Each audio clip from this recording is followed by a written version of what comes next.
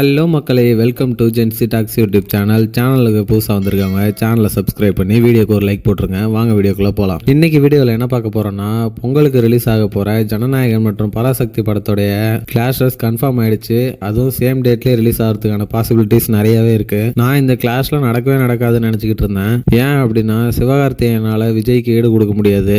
ஏன்னா விஜய் ஒரு established actor. அதே சிவகார்த்திகேயன் இப்போதான் வளர்ந்து வரக்கூடிய ஒரு நடிகர். இதனால சிவகார்த்திகேயன் படத்துக்கு தேட்டரே கிடைக்காது. அதனால அவங்க தள்ளி வர்றது தான் நல்லது அப்படின்னு நினைச்சிட்டு இருந்தேன். ஆனா சிவகார்த்திகேயன் படத்தோடைய தயாரிப்பாளர் ரெட் ஜெயின்ட்டுக்கு ரொம்ப நெருக்கமானவர் அப்படிங்கிற காரணத்தினால இந்த படத்தை ரெட் ஜெயின்ட் ரொம்பவே சப்போர்ட் பண்றாங்க.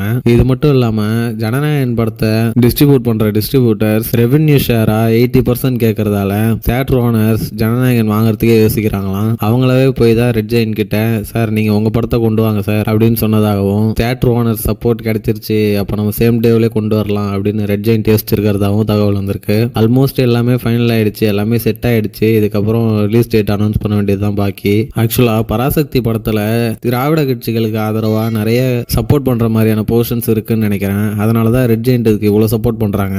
அது மட்டும் இல்லாம இவங்க படத்தை ஆரம்பிச்சதுல இருந்தே இந்த படத்தை பொங்கலுக்கு கொண்டு வரணும்னு தான் யோசிச்சிருந்தாங்க. ஆக்சுவலா தீபாவளி ரிலீஸ் அனௌன்ஸ் பண்ணியிருந்த ஜனநாயகன் தான் இப்போ பொங்கலை நோக்கி வந்திருக்கு. எது எப்படினாலும் ரெண்டு படமுமே நல்லா ஓடணும், அதான் நம்மளுடைய ஆசை. இதுக்கிடையில ஈரோட்ல மாநாட்டுல பேசின விஜய் வேர்ல்ட் ஆஃப் பராசக்தி வள்ளூர் கோட்டத்தில் நடந்துச்சு, அதை எதிர்த்து பேசிட்டதாகவும், இது விஜய் சிவகார்த்திகேயன் மேல இன்செக்யூரிட்டியால பேசுறாரு அப்படின்லாம் நியூஸ் கிளப்பிட்டு இருக்காங்க.